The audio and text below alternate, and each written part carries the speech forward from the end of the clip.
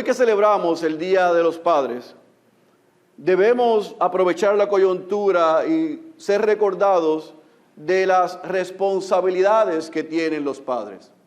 Ciertamente como padres nosotros debemos amar a nuestros hijos.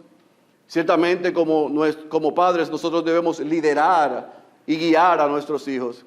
Y ciertamente como padres nosotros debemos proveer para nuestros hijos.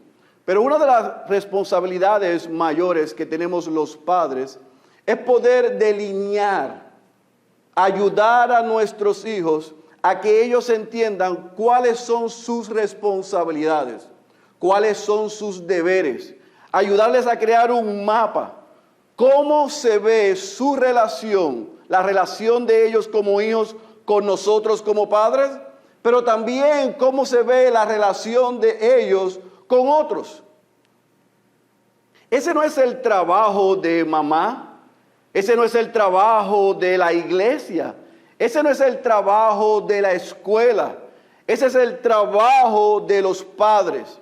Dicho sea de paso, cuando vemos en Efesios capítulo 6 al apóstol Pablo, en ese tratado donde habla en el capítulo 5, versículo 22 en adelante sobre el matrimonio, en el capítulo 6, versículo 1 al 4, él trata sobre la responsabilidad que tienen ambos padres, pero al padre, al varón, se le da la responsabilidad de guiar, instruir y ayudar a su hijo a crear conciencia de cómo debe relacionarse con el papá, con su madre, pero también con los demás.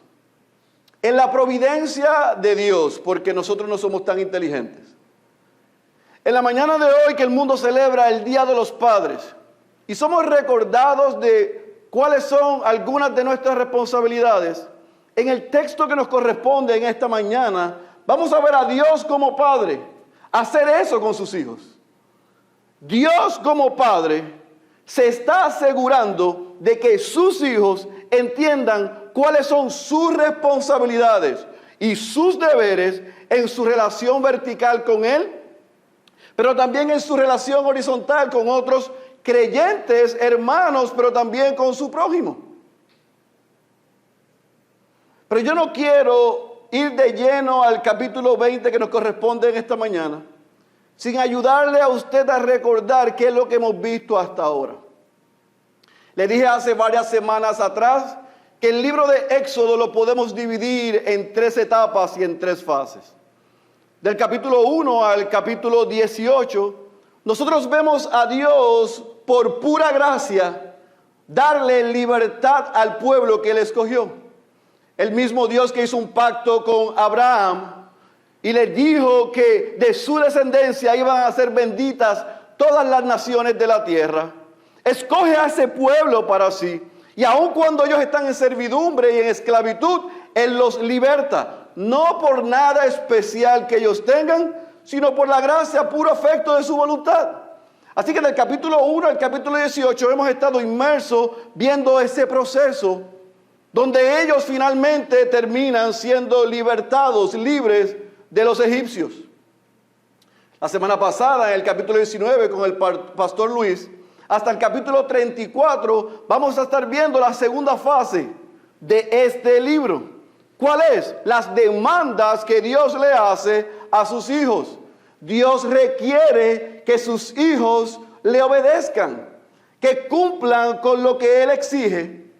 Y en el capítulo 35 al capítulo 40 vamos a estar viendo entonces cómo Dios hace morada en su pueblo, la presencia de Dios en medio de ellos.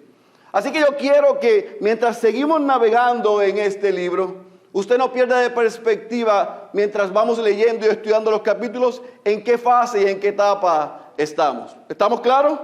Así que hasta hace 2 semanas nosotros lo que vimos fue cómo Dios, cómo el Señor, cómo el Padre de esos hijos, de ese pueblo, los liberta de los egipcios en el Mar Rojo.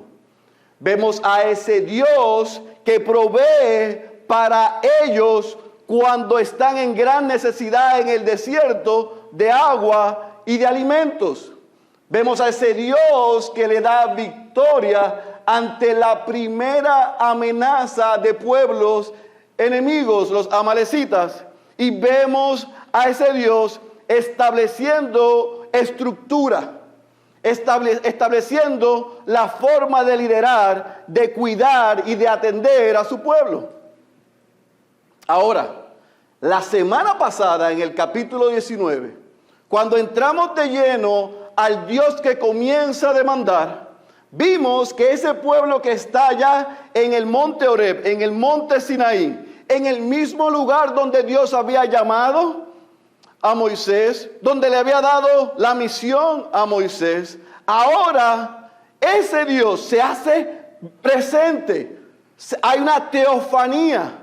Nosotros vemos en el capítulo 19 cómo a través de truenos, relámpagos, nubes, Dios se hace presente y le dice a Moisés que le diga al pueblo las razones por las que Él les había libertado, salvado y escogido.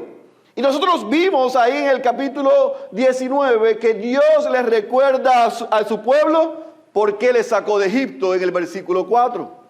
Vemos a Dios como reafirma su pacto. Les dice, ustedes serán mi especial tesoro. Pero número 3, aunque al igual que el pacto abrahámico, ahora en el pacto mosaico, Dios está diciendo, yo los escogí, no por nada que hayan hecho, por pura gracia. Yo demando de ustedes, ¿qué? Obediencia. ¿Cuál es la obediencia? Si ustedes me escuchan y si ustedes, ¿qué? Guardan mis mandamientos, lo que yo les he dicho. Pero no solamente en el monte Sinaí Dios hace esas 3 cosas, sino que también Dios se enfoca.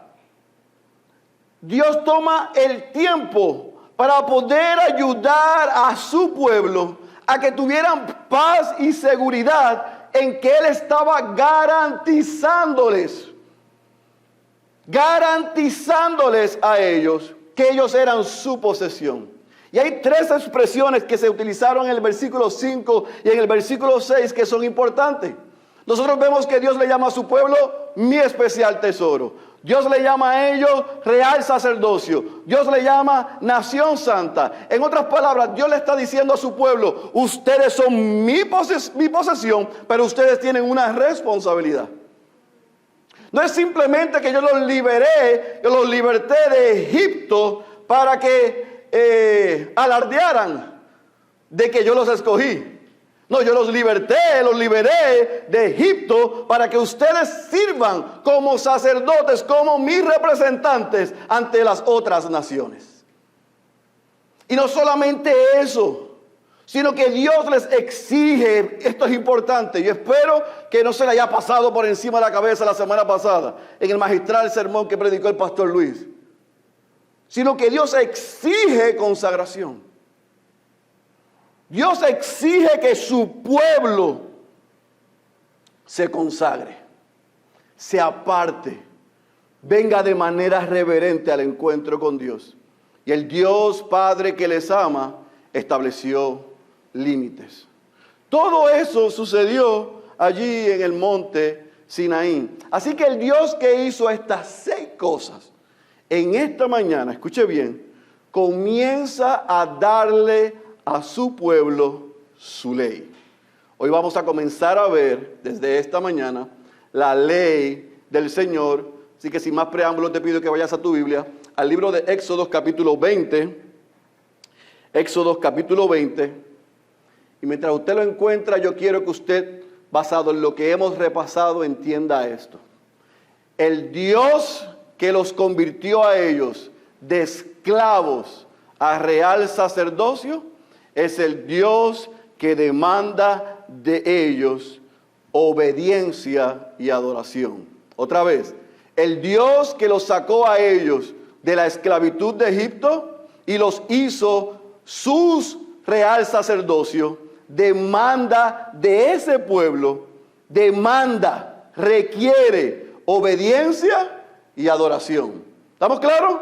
Éxodo capítulo 20, ¿estamos todos allí? ¿Solamente Gaby?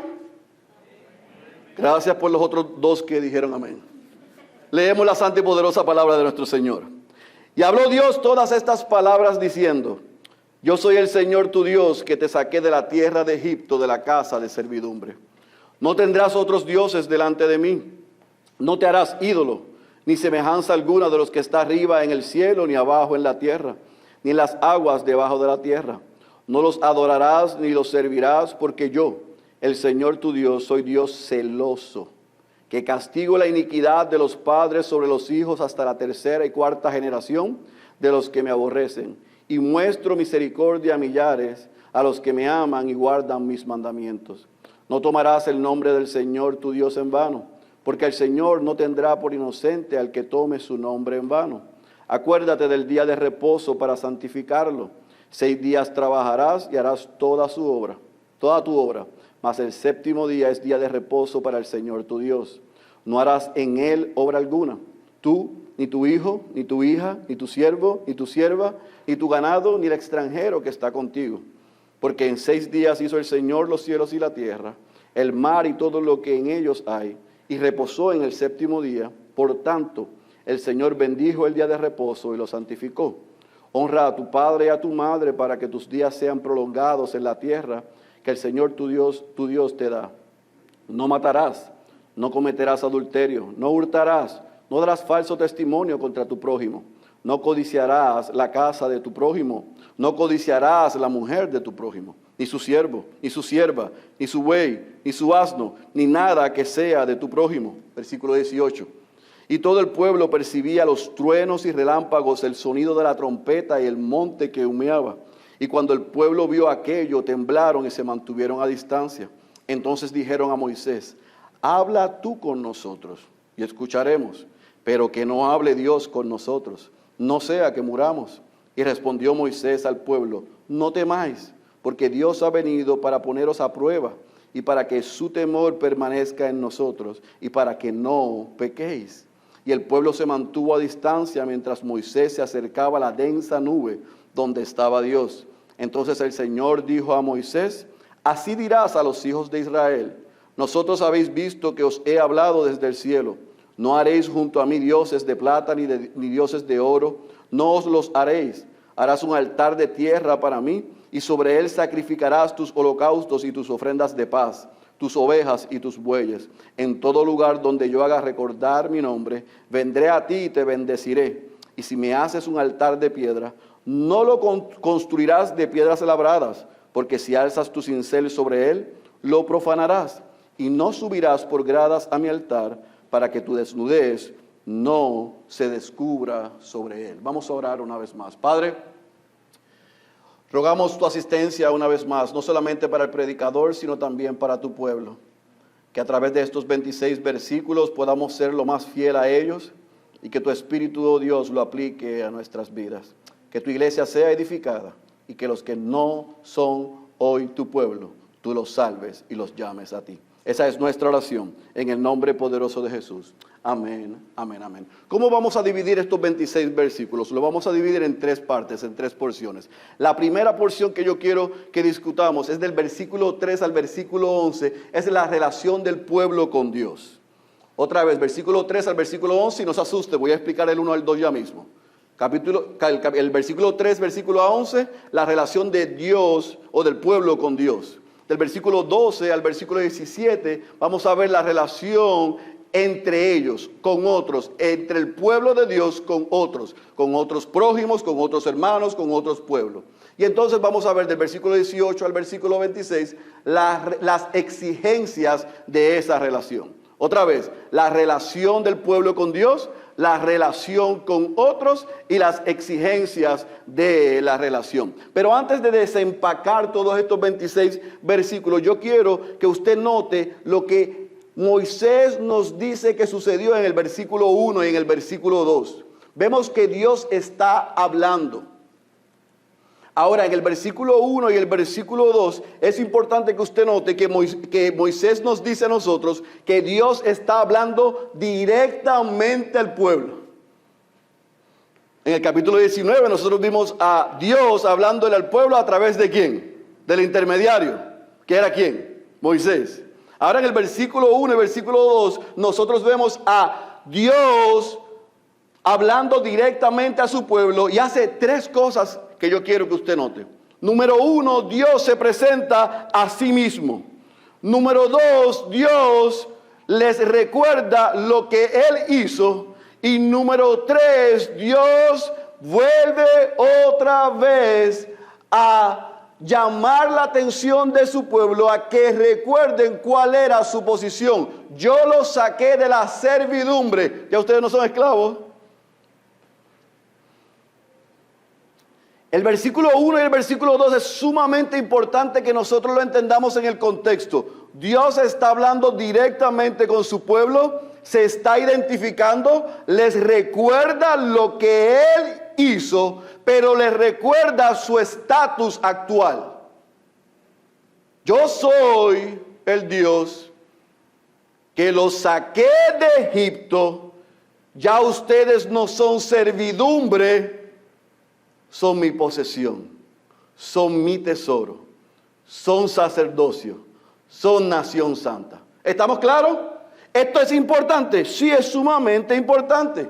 Porque el Dios Padre que recuerde quién es Él, qué había hecho y quiénes son ellos, ahora comienza a decirle a ellos cómo de ellos deben vivir.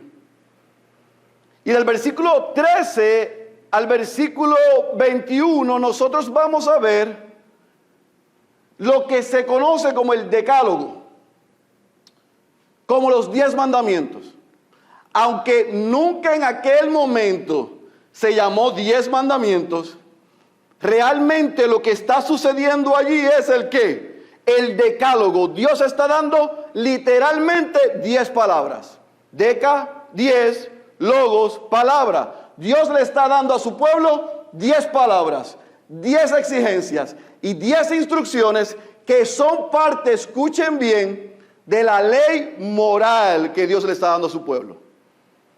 Desde hoy en adelante y por los próximos domingos nosotros vamos a estar viendo cómo el Dios que los sacó de Egipto, cómo el Dios que hizo cada una de las cosas que nosotros vimos en el desierto, darle agua y darle alimento, cómo el Dios que le dio victoria sobre los enemigos, cómo el Dios que creó la estructura del sistema de cuidado y cómo el Dios que exigió consagración, puso límites, le dijo lo que ellos eran y le demandaba, ahora comienza a darle una constitución, una ley, unas ordenanzas, una forma en la que ellos debían vivir y relacionarse con Él y con otros.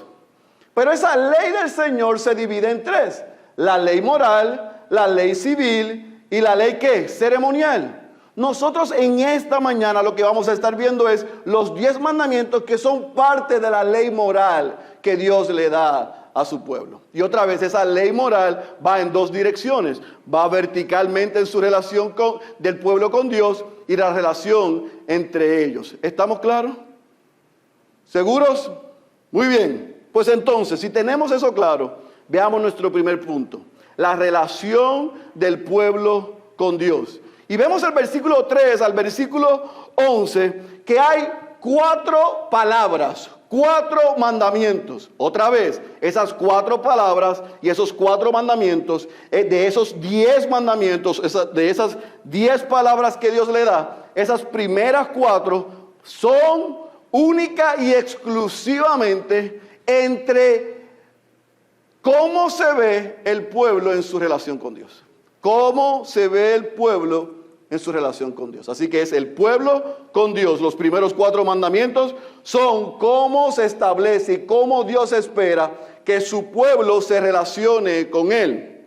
Ahora, ¿qué es lo que Dios les exige a ellos? Versículo 2, ¿qué les dice? No tendrán, ¿qué? Solamente le dice, no tengan dioses. Versículo 3, pero le dice, no tendrás otros dioses que delante de mí. Esa palabra delante probablemente no se entiende bien. Lo que Dios le está diciendo es, escuche bien, no tendrás otros dioses al frente mío, al lado mío, que compitan conmigo. Yo requiero exclusividad. Yo soy Dios nada se compara conmigo. Nada ni nadie puede estar al frente o al lado mío. ¿Estamos claros? Así que lo primero que Dios les dice es, no tendrás otros dioses. Número 2, en el versículo, el segundo mandamiento le dice, no te harás ídolos, no los adorarás, ni los servirás. No te harás ídolos, no los adorarás, ni los servirás. Y cuando él dice ídolo, para que no hubiese dudas, él explica, ni semejanza alguna de lo que está arriba en el cielo, ni lo que está en la tierra, ni en las aguas, ni debajo de la tierra. Así que no hay manera, le está diciendo Dios, que tú pongas a algo o a alguien delante de mí, pero tampoco harás ídolos de nada, de nada, de nada. Y a eso tampoco lo adorarás. Así que la primera exigencia es que no tendrás otros dioses, no te harás ídolos. El mandamiento, la palabra número 3 que él les dice es, no tomarás el nombre del Señor tu Dios en vano, versículo 7. No tendrás otros dioses, no te harás ídolos, ni lo adorarás, ni le servirás. Pero no solamente eso, no tomarás mi nombre en vano. No jugarás en las relaciones usando mi nombre. ¿Estás diciendo la verdad? Te lo juro por Dios. Ahora los cristianos hacemos eso, te lo prometo delante de Dios. ¿Sabe que no es suficiente prometer? Tienes que decir prometo delante de Dios.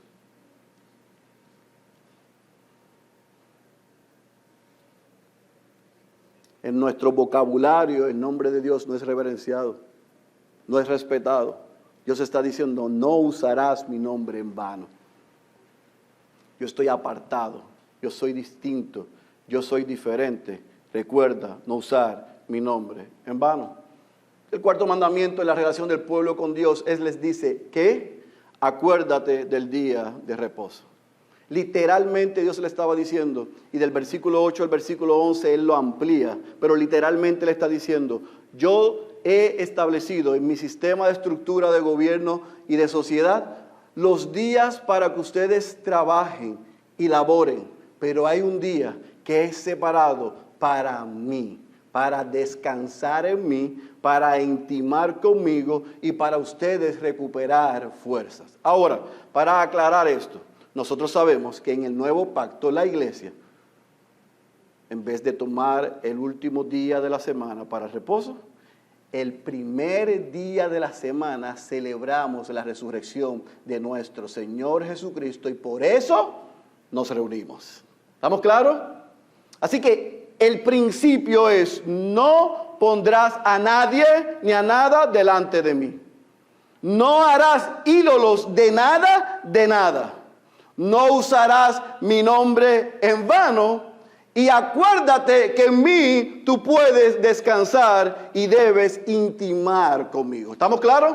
Así que, ¿qué es lo que está haciendo Dios en esos primeros cuatro palabras, mandamientos, ordenanzas con su pueblo? Dios está pidiendo de su pueblo exclusividad.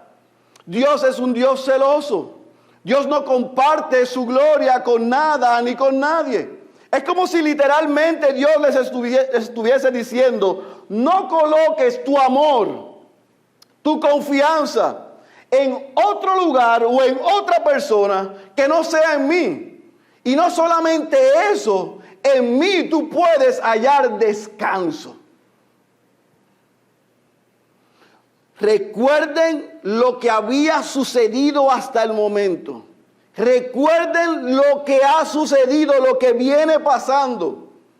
Dios está llamando, después de haber escogido a un pueblo para sí, y creando de ellos una nación santa, un real sacerdocio, y está pidiendo exclusiva adoración. No van a adorar a nada ni a nadie delante de mí. Yo no les permito, escuche bien, que ustedes compartan su tiempo de adoración con otra cosa, con otra persona. No soy yo más otra cosa, soy yo y punto.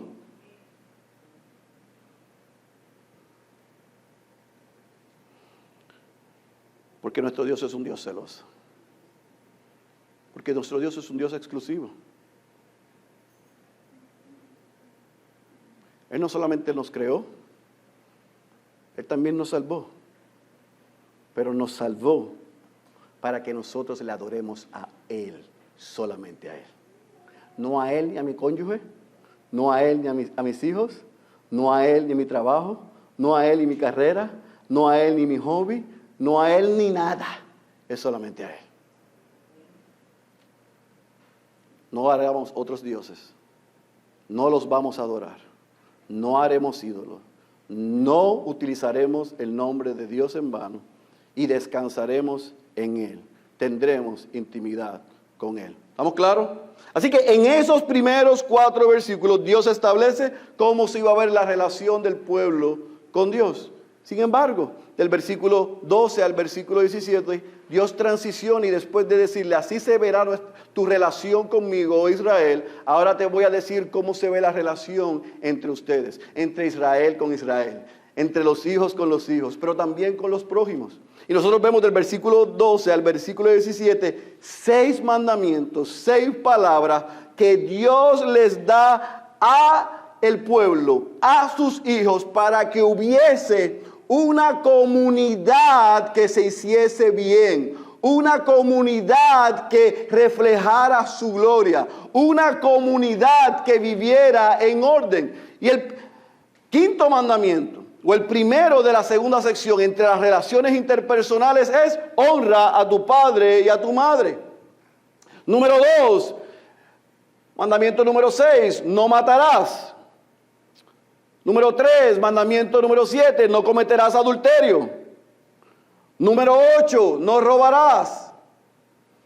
Mandamiento número 9, no darás falso testimonio contra tu prójimo.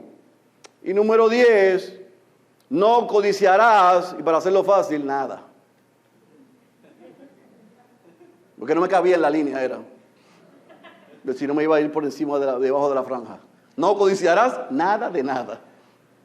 Nada, nada de nada. Pero esto puedo, no, y aquello tampoco, nada. Así que Dios le está diciendo a su pueblo, honren a sus padres y a su madre, no si lo merecen, sino ¿para qué? Para que te extienda la vida. ¿Escuchaste? No si papá se lo merece. Ay, es que este día yo no puedo celebrar nada, porque ese padre mío usted no lo conoce. Dios está diciendo hoy, en su providencia, que lo honres.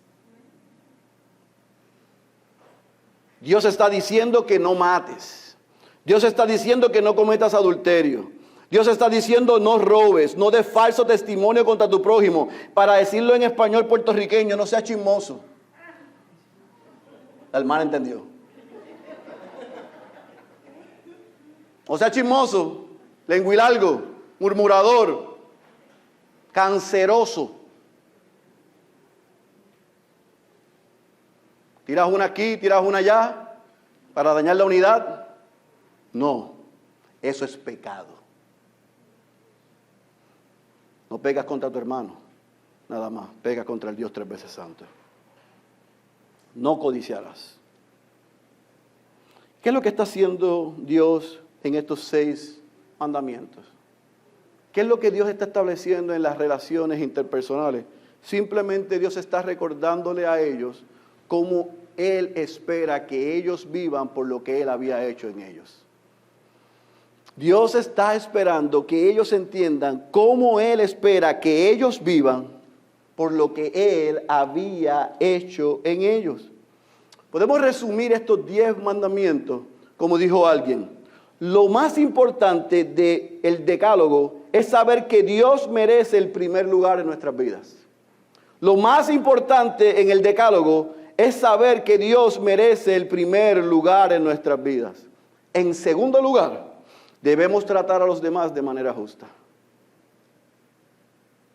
No es si lo merecen, es que lo que Dios espera de nosotros. Así que, ¿qué hace Dios? Establece y exige una relación vertical de exclusividad. Y por esa exclusividad en su relación del pueblo con ellos, con Él, ellos iban a ser benefactores bendecidos, porque iban a tener conciencia de cómo debían relacionarse Pero como vimos la semana pasada, ¿cuáles eran los límites? ¿Qué podían hacer? ¿Qué debían hacer? ¿Qué no podían hacer? ¿Qué no debían hacer? Ahora, el versículo 18 al versículo 26, nosotros vemos que cuando Dios le dio estas 10 palabras, estos 10 mandamientos al pueblo de manera directa, vemos en el versículo 18, el versículo 20, que el pueblo reaccionó de una manera que sorprendida. Se atemorizaron. Pero se atemorizaron al punto que fueron a donde Moisés y le dijeron: oye, negro, de ahora en adelante, ¿tú crees que tú puedes hablar con Dios y hablarnos a nosotros de Dios y lo que te dice? Porque estar en esta escena otra vez fue aterrador. Yo no sé si el pastor Luis lo dijo, pero lo que sucedió en el monte la semana pasada, en el capítulo 19, es lo que se conoce como una teofanía. Dios se hizo presente allí. En esa nube, en esos relámpagos, en ese trueno, Dios, cuando habló Moisés, igual que en la zarza, en el mismo sitio, se hizo presente. Ese Dios que se hizo presente a Moisés, ahora le habla al pueblo y ellos se atemorizan. Pero Moisés es un tipo sabio, por lo menos hasta ahora.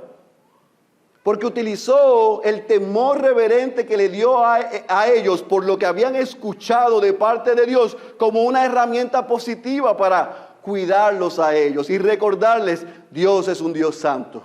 Dios es un Dios que merece toda adoración. Dios es un Dios exclusivo y nosotros debemos adorarle única y exclusivamente a Él. Dios está exigiendo en esta relación que nosotros le postremos adoración solamente a Él. Ahora, cuando esto sucede, sigue la porción diciéndonos que entonces Dios le habla a Moisés y le dice: dile al pueblo que no, por segunda vez, no voy a permitir que hagan ídolos, que coloquen a algo o a alguien en mismo lugar que yo, ni que les rindan en adoración, sino que me van a rendir adoración, me van a hacer altares, pero me van a hacer altares cuando yo diga y como yo diga y donde yo diga. ¿Me entendió? Van a rendirme adoración, van a hacer altares con los instrumentos y materiales que yo diga, en el lugar que yo diga y cuando yo diga, no cuando ellos quieran. Y esto es importante. No quiero que esto lo pasen de vista muy rápido, porque vamos a ver más adelante que esto ellos no lo siguen. Así que el Dios que exige verticalmente una relación exclusiva, el Dios que le pide a ellos que se manejen de una forma que traiga gloria y bienestar al pueblo, es el Dios que está exigiéndole al pueblo que no dividan su adoración con nada ni con nadie, solamente a Él, y le van a adorar, le van a rendir adoración cuando Él diga, como Él diga y donde Él diga. ¿Estamos claros? Y ahí termina una parte, escuche bien, de la ley moral. La semana que viene vamos a ver desde el capítulo 21 al capítulo 23 cómo Dios comienza a establecer lo que se conoce la ley civil y ceremonial, que a diferencia de la moral, el incumplimiento de ella tiene graves consecuencias. Ahora, no me voy a adelantar a la semana que viene. Si usted quiere escuchar, ven, léalo y venga conmigo la semana que viene. ¿Estamos claros? Pero yo quiero aprovechar lo que nos queda para contestar la pregunta que se ha hecho a través de la historia. Estos mandamientos, estos 10 mandamientos, el decálogo, los cristianos hoy, ¿lo debemos seguir? ¿Debemos nosotros seguir lo que dice estos mandamientos? Mi respuesta es, sin lugar a duda, claro, porque aquí está establecido cuál es el corazón de Dios hacia sus hijos. Dios está exigiendo, igual que le exigió al pueblo, una adoración exclusiva de su parte y de mi parte. Dios está exigiendo que nosotros como sus hijos, como creyentes, por la obra de Cristo en nuestro favor, no solamente le adoremos exclusivamente a Él, sino que tengamos una entrega absoluta. Dios quiere que nuestro amor a Él sea sin reserva. Y Dios quiere que sus hijos tengan y encuentren completo descanso en Él. Un famoso pseudopastor escribió un libro y dijo: no, estamos en la gracia. Estamos en el nuevo pacto. Ya Jesús abolió la ley, así que usted no debe vivir los mandamientos. Nada más lejos de la verdad. Jesús no vino a abolir la ley moral, Él vino a cumplirla. Y es cierto que Él la resumió en Mateo 22 en 2 mandamientos. Amarás al Señor tu Dios con toda tu mente, con toda tu fuerza, con toda tu alma, con todo tu corazón, sí. Y a tu prójimo como a ti mismo, es cierto. Pero ese es el mismo Dios que Marcos al joven rico le cita. ¿Qué? La ley. Pablo en Romanos 13 cita ¿qué? La ley. El Pentateuco tiene sobre 600 leyes. Y esas 600 leyes las podemos resumir en los 10 mandamientos. ¿Por qué? Porque Dios está exigiendo una relación exclusiva con Él, una adoración, entrega, amor y descanso en Él. Pero esta es la diferencia de lo que algunos creen. Vivimos así no para ganar salvación, porque estos mandamientos fueron dados después que Dios libró al pueblo de Egipto. Ellos no tenían que seguir esto para obtener libertad, ni para obtener salvación, sino que lo hacían porque eran libres y estaban salvos, seguros, guardados en Él. Es como mi amigo Jared Wilson dijo, nosotros obedecemos desde nuestra aceptación, no para nuestra aceptación. ¿Lo entendió? Nosotros obedecemos, el pueblo obedecía porque ya eran aceptos, no era para ser aceptos por Dios. Nosotros como creyentes libres, libertados, salvados, redimidos en Cristo, seguimos estos mandamientos no para obtener salvación ni para mantenerla, sino porque Dios nos ha aceptado en Cristo y nos ha dado libertad. Él requiere que nosotros tengamos una adoración exclusiva, una entrega absoluta, un amor sin reserva y un completo descanso en Él. No solamente para nuestra relación con Él, sino para que tengamos una relación saludable con los demás. Dios desea que entre creyentes nuestra relación sea una que traiga gloria a su nombre y no produzca dolor a los otros. Cuando yo no honro a mis padres, cuando yo codicio, cuando yo adultero, cuando yo miento, cuando yo mato, y ustedes me están mirando, nosotros no hemos hecho eso nunca. Pues Jesús en el Sermón del Monte dijo que si en el corazón deseas algunas de esas cosas, has violado la ley. Así que cada uno de nosotros en nuestra relación con Dios y en nuestra relación con los demás, dentro de lo que Dios ha establecido en su ley moral, Dios espera que nosotros la cumplamos. Otra vez, no para obtener nada, ni para mantener nada, sino porque Dios quiere que tengamos una relación exclusiva con Él y una relación saludable con los demás. Otra vez, iglesia. El argumento de que Jesús vino a abolir la ley e incluye los mandamientos es contrario a las enseñanzas de Él. Sí es verdad. Y lo vamos a ver a través de este libro y podemos ver en el Antiguo Testamento sobre 600 leyes que se resumen en estos mandamientos. Pero Jesús los resumió aún más en Mateo 22. Pero Él no vino, como dijo en el Sermón del Monte, a abolirla, sino a cumplirla. Y Él espera que usted y yo, como dijo Pedro en 1 de Pedro capítulo 2, versículo 9, como linaje escogido, como nación santa, como real sacerdocio y como pueblo adquirido por Dios, vivamos para Él y podamos compartir la gracia de Dios en Cristo con otros. Así que la pregunta no es... Está mal formulada la pregunta.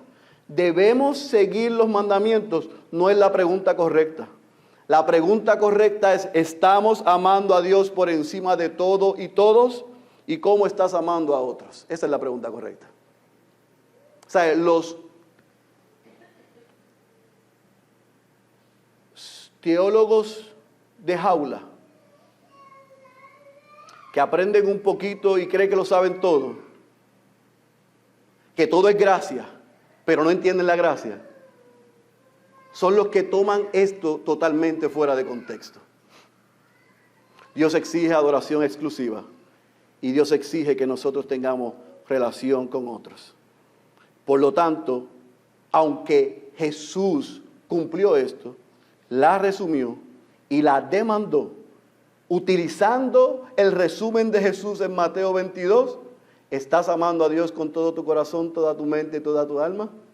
¿Y estás amando a tu prójimo como a ti mismo? Porque esa es la pregunta con la que nosotros debemos concluir este mensaje. ¿Cómo está tu relación con Dios? ¿Y cómo está tu relación con otros creyentes y con tu prójimo? ¿Estás glorificando a Dios con tu vida? ¿Es Dios el objeto exclusivo de tu adoración? ¿O Dios está compitiendo en tu agenda y en tu chequera y en tus apps con cualquier otra cosa u otra persona? Esa es la pregunta. No te me pongas técnico. Ponte espiritual. Y responde como hijo. ¿Amas a Dios sobre todas las cosas? Y amas a tu prójimo como a ti mismo. ¿Amas a Dios con toda tu mente, con toda tu alma y con toda tu fuerza? ¿De la boca o tus frutos muestran eso? ¿Amas a tus hermanos que estás dispuesto a dar tu vida por ellos? ¿A preocuparte por ellos? ¿A salir de tu zona de confort por ellos? ¿Sus sufrimientos son tuyos?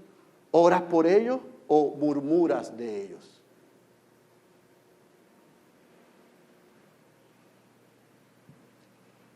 No es si seguimos los mandamientos. No es si nos aplican los mandamientos. Es si amamos a Dios sobre todas las cosas.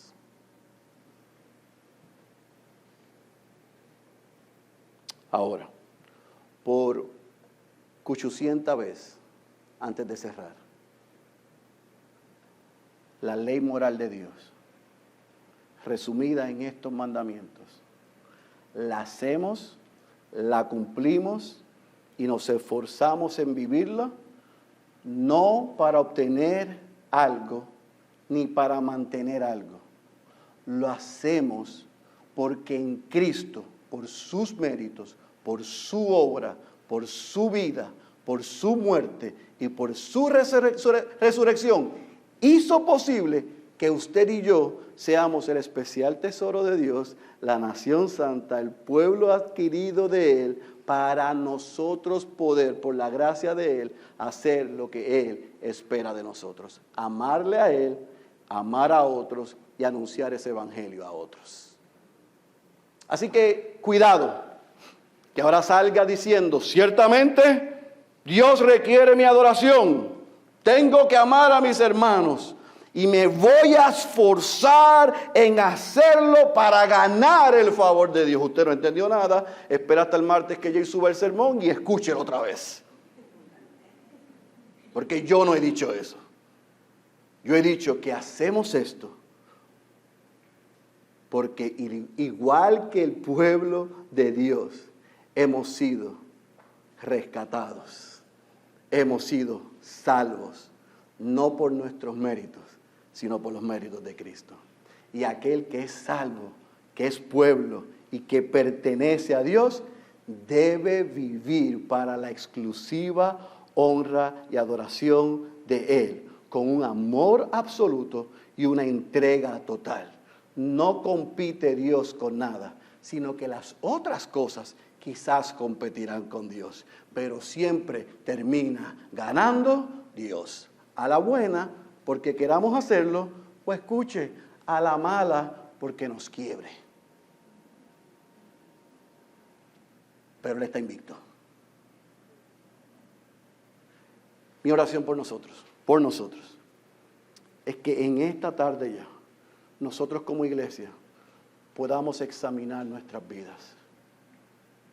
Y déjeme decirle que esto no son ciencias aeroespaciales. Examinar tu vida lo puedes hacer verificando todos los domingos qué te dice Apple de cuánto % pasas usando el teléfono. Puedes hacerlo al final del mes, cuadrando la chequera para que veas dónde están tus gastos. Y puedes hacerlo visitando tu calendario para ver dónde estás invirtiendo tu tiempo. Con esas tres cosas, tú puedes saber dónde está tu corazón y dónde está tu adoración. Si como me pasó a mí anoche, este mensajito no te está gustando mucho, yo creo que es una buena señal del Señor para que vengamos en arrepentimiento, porque quizá una de estas tres cosas es donde nosotros le hemos rendido adoración. Si tú estás en el otro lado, tan pronto termine el servicio, ven a donde mí y yo oraré para que Dios haga contigo como Elías y te lleve hoy mismo a su presencia, porque estás listo para su encuentro.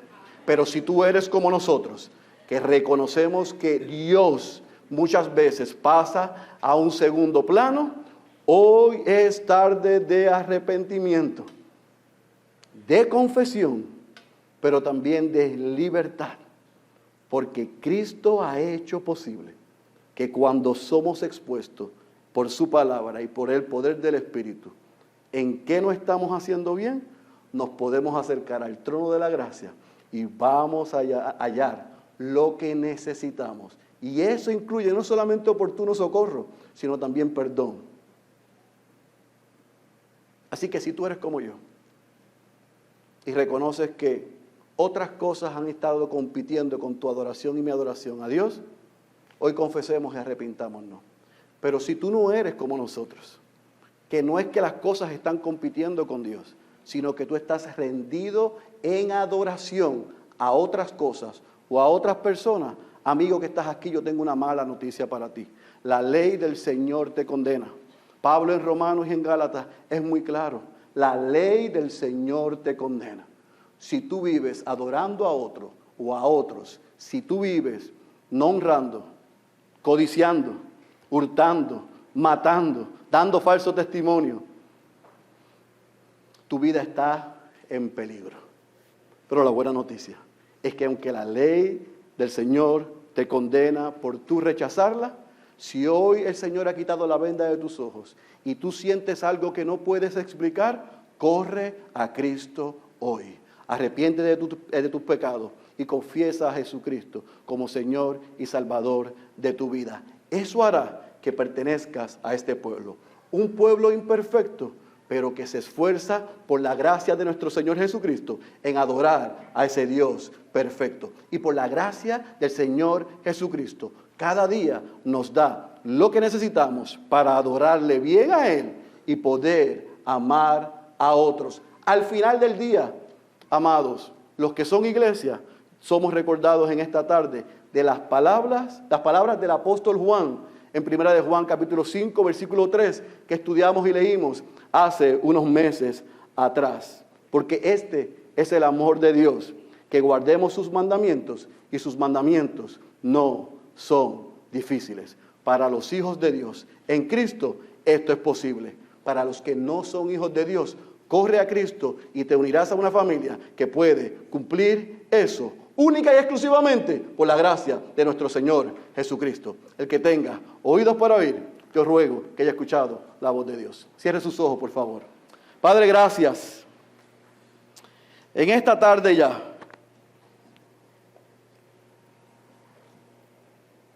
por el poder de tu palabra, Dios, por el poder de tu Espíritu y por la obra de Cristo en nuestro favor, por ese glorioso evangelio, porque lo que hizo Jesús, nosotros no éramos ni somos capaces de hacerlo. Vivir una vida perfecta y recibir la muerte que iba a nuestro favor. Pero por ese glorioso intercambio donde tú depositaste tu ira sobre Él, nosotros hoy somos llamados tus hijos, tu pueblo, tu especial tesoro, tu linaje escogido, tu real sacerdocio. Somos una nación santa. No para alardear de eso, sino para cumplir con la responsabilidad de que todo nuestro amor y toda nuestra adoración sea única y exclusivamente para ti. Porque tú eres un Dios exclusivo, eres un Dios celoso. Requieres de nosotros adoración exclusiva, entrega absoluta, amor sin reserva y descanso en ti. Y eso está accesible. Porque Cristo se hizo hombre y pagó el precio para que nosotros podamos vivir de esa manera.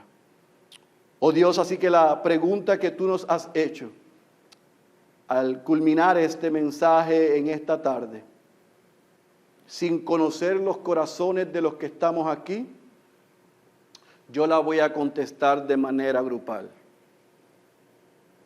Si la pregunta es, si te estamos amando a ti sobre todas las cosas y a nuestro prójimo como a nosotros mismos, Señor, te confesamos hoy que no es así. Y Señor, no solamente lo confesamos, sino que nos arrepentimos en esta tarde por eso.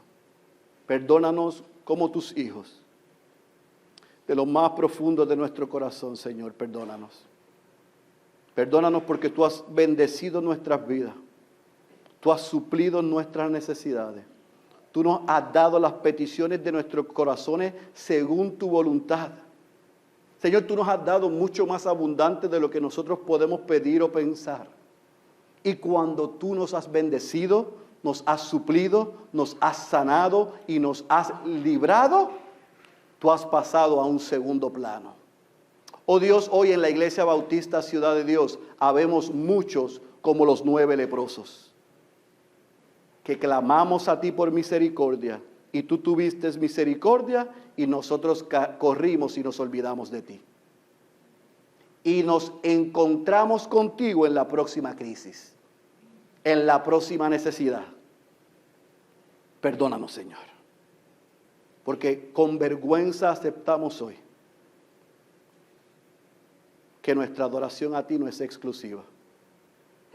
Con vergüenza aceptamos hoy que nuestra entrega no es absoluta.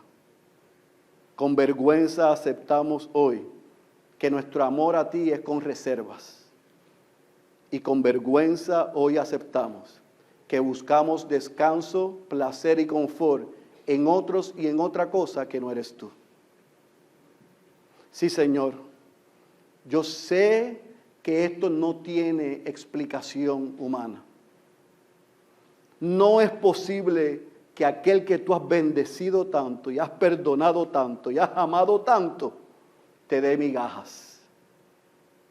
Sí, Señor, yo sé que no tenemos excusas para ser tan responsables en nuestros trabajos y tan procrastinadores en nuestro tiempo de adoración personal y oración. Sí, Señor, discúlpanos porque vivimos afanados por los bienes materiales y el reconocimiento público. Y le damos lo mejor de nosotros a otros que están haciéndose famosos y ricos. Pero el llegar a este lugar para adorarte y tener comunión con los santos, siempre hay algo que se presenta en el medio. Así que Dios, yo no puedo cerrar este mensaje y este tiempo de oración de otra manera que no sea rogándote que nos perdones. Perdónanos, porque nos hemos creído que las excusas que levanta nuestro corazón egoísta, pecaminoso y orgulloso para excusar nuestra falta de adoración y compromiso contigo y tu causa son suficientes para ti. Señor, perdónanos. Perdónanos porque queremos el aplauso del mundo y no el tuyo. Perdónanos, Señor, porque nos queremos acomodar a la corriente de este mundo para obtener lo que el príncipe de este mundo ofrece. Pero hemos olvidado que la vida cristiana es una de autonegación, de tomar nuestra cruz y de seguirte. Oh Señor, una vez más, perdónanos. Y que tú pongas en nosotros con claridad el deseo y el anhelo de que, oh Cristo, sea nuestra visión. Y que podamos salir de este recinto en esta tarde, no solamente emplazados, pero también, Señor, comprometidos a revisar nuestros corazones y a revisar dónde estamos invirtiendo nuestro tiempo y nuestros recursos. Y si hoy hemos sido confrontados con nuestros pecados, que también salgamos esperanzados. Porque tú eres fiel y justo para perdonar nuestros pecados y limpiarnos de toda maldad. Gracias por Cristo, porque por Él nos acercamos con confianza, en arrepentimiento, pero también esperanzados, que nos perdonas y nos ayudas a vivir como linaje escogido, como pueblo adquirido por ti, como nación santa y como real sacerdocio, para anunciar las virtudes de aquel que nos llamó de las tinieblas a tu luz admirable. Que ese sea el norte de Ciudad de Dios, continuar siendo una ciudad espiritual en medio de una ciudad física, para que los que tú traigas puedan conocerte bien. Oramos creyendo que tú escuchas nuestra oración en el nombre de Jesús. Amén, amén y amén.